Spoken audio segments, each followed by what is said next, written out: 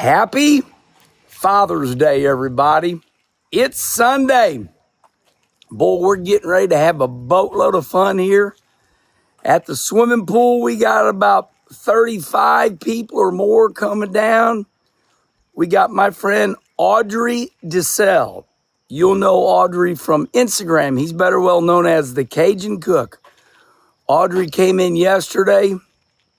We went over to Worldwide Technology Raceway. We watched Indy cars qualify. We watched the USAC Silver Crown race. My good friend Kyle Steffens ran a great race. He ran 6. Battled with Cody Swanson, all the big boys, Justin Grant. So today it all going to go down right here. The whole family going to be here. Going to start getting those tents up. Going to reach 90 degrees today. You see how I said that? I didn't put the S in. I could say 90 degrees. And I said 90 degree. Happy Father's Day to all you great men out there that take care of your family. There's a lot of good men out there that sacrifice. They sacrifice. You know, being a father's a tough deal because that means sometimes you got to give up what you want to do and take care of that family. My family sat me down, as I've told you before, and they said, "Dad, we don't want you to quit racing. We just want you at all your grandbabies' events. You talk about putting me in my place." Sometimes as a man, we all can think wrong. And there's definitely times that I've thought wrong. So I also want to thank my daughters and my wife. I want to thank my wife, Kim. I want to thank Brooke, Brandy, Brittany, and all them grandbabies. Charlotte, Mila, Jet, Jade, Lila, and now we got a new one coming. So it is, it's a feel-good time today for me to see my wonderful daughters come down here with them grandbabies and my wonderful son-in-laws. They're all good boys. I'm very lucky. Okay. All right. Let's take a deep drink of this Sunoco high octane fuel.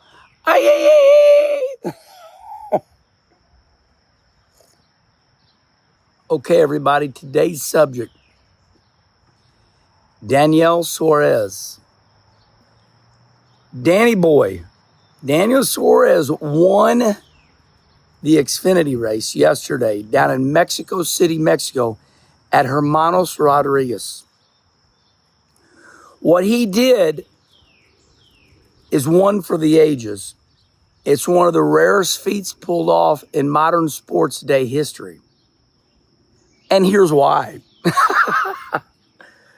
So, whether you're Ricky Craven up in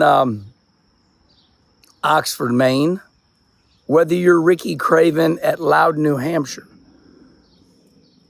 doesn't matter who you are, whether you're me right here at the Worldwide Technology Raceway, or you're me right here 15 minutes from Peevely Speedway. Whenever you run one of the biggest races of your lifetime in front of your wife, your children, your high school friends, your family, and to win in front of them is very rare. It happens though. And when it happens, you recognize the situation. So, Daniel Suarez, think about his journey.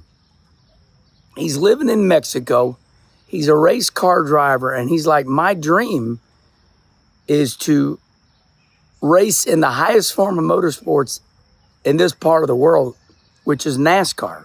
So Daniel Suarez, he recognized NASCAR, not Formula One. Daniel Suarez recognized NASCAR. That's what he said. He said, I want to be NASCAR. To me, that's the Mac Daddy. So he comes across here, and listen, I've talked to Daniel a lot. He calls me my amigo because when he came here, we were teammates. I think we were teammates at PPC maybe. Greg Pollock's team, Sherry Pollock's dad. I drove for PPC, had some wonderful events. My amigo, and I wish I knew how to speak a little Spanish because we're always in Cabo. We have a good time in Mexico.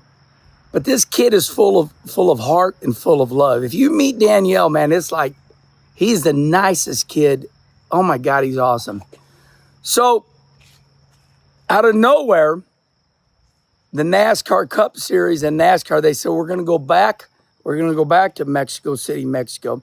Remember, I told you yesterday, I've already raced at this racetrack, Hermanos Rodriguez. I've already raced there 3 times.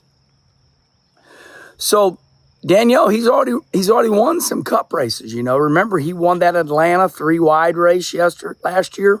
Seems like yesterday. So Danielle's already solidified himself in the sport by winning a big cup race. Didn't run a lot of Xfinity, didn't run a lot, but has. So they say, okay, we're going to Daniel Suarez' hometown.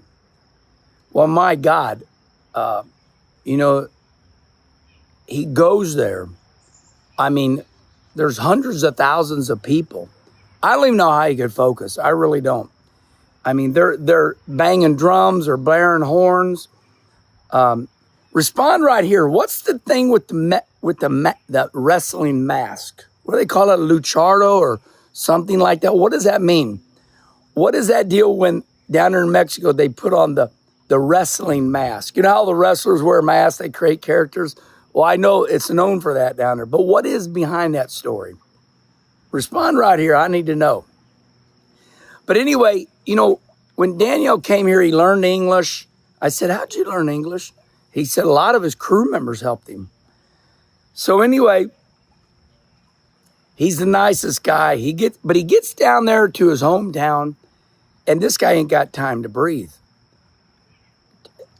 I know what it's like. And what's he do? He loves everybody. He does everything that's asked of him. Then he gets in one of Dale Jr.'s Xfinity cars. And what's he do? He wrecks that son of a bitch. He wrecked so bad that they had to go to a backup car. And I thought, yeah, that's what Daniel's doing right there. That's about right. I'd probably wreck too if I had that much pressure on me to win in front of millions of people because it's on TV. It's funny, I'm down in Mexico. And I said, oh, how do you know about me? And this Mexican says, Kenny, we get direct TV too. So, you think, oh, I'm in Mexico. It's a world away. No, it's just right over the border. And that was years ago. But I said, how do you know about me? We watch you on direct TV too. So anyway, they bring that backup car out. And what's Daniel Suarez do? He focuses. Now listen, I know a lot of you are like, oh, it was rigged, because you're acting silly. You know better. Here's the impressive part. He comes from dead last because he starts in the backup car. Comes from dead last, takes the lead. And you're right, I'm with you. If anybody would have spun him out or punted him out of the lead, I would not want to have been that driver. So forget about him winning the race. Here's what I want you all to remember. He came from dead last to the lead. That's what you got to remember. Now, as far as your boy not wanting to rough Daniel up, think about it. Would you want to spin a world class here? Ooh, there went a deer. Right down in there is a doe. Man, you hardly ever see any bucks. Of course, they're the ones right there. Them bucks, they're Mac Daddy. So anyway, congratulations, my amigo, Daniel Suarez, what you did. He said, I'll leave you with this. He said, I took that. Daniel Suarez told the media, he says, I took the lead. He said, I could hear the fans like they were sitting right next to me. He said, I got goosebumps. And in that broken English, he said, I had to focus in and remember what I'm doing. So all I'm asking for all of you to remember is this. He came from dead last to the lead. And once again, I'm going to repeat. As far as you saying, well, they didn't spin him out. Hey, dummy. My wife said I'm not allowed to call you all dummies anymore. But remember, that's Fred Sanford. That's a joke, remember? He called Lamont, his boy, you big dummy. So, congratulations, Daniel Suarez. What you pulled off is hard to do. Ask any driver. Have a great Father's Day, everybody.